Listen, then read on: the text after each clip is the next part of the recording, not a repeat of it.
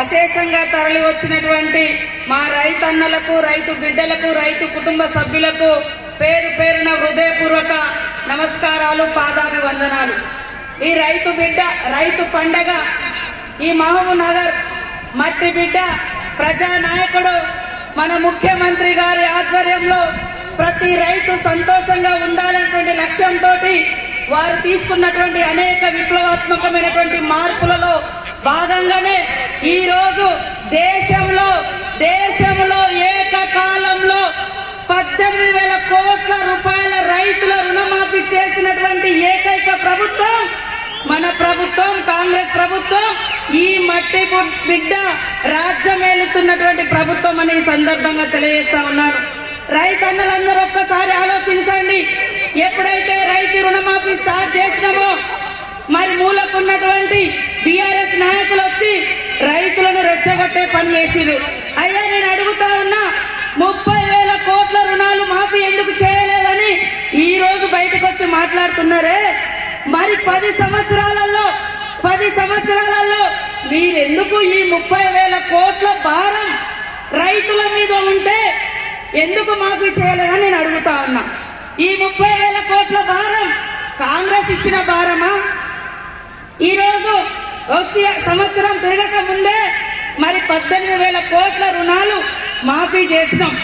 కానీ బీఆర్ఎస్ ప్రభుత్వ హయాంలో 2018 నుంచి 23 వరకు వాళ్ళు చేసింది 5 ఏళ్లలో కేవలం 11,000 కోట్ల రుణాలే. కానీ మన సీఎం, మన ప్రభుత్వం మరి 25 రోజులలో ఇప్పటికే చేయడం జరిగింది. కాబట్టి ఒక దిక్కు అప్పులు, ఒక దిక్కు సంక్షేమం.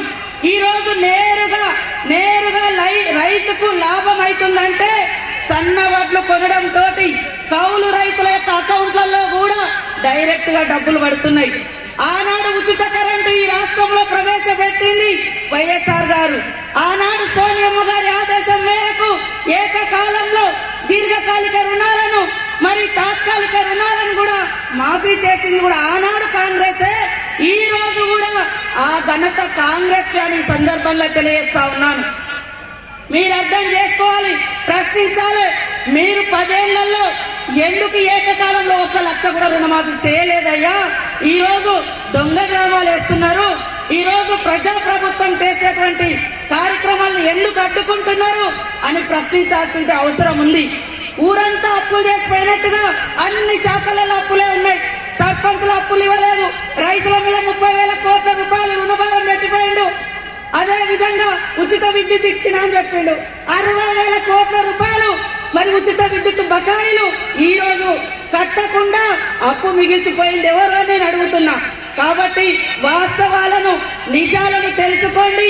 ఈ ప్రజా ప్రభుత్వాన్ని దీవించండి అని మీ అందరికీ కోరుకుంటూ, జై జవాన్, జై కిసాన్.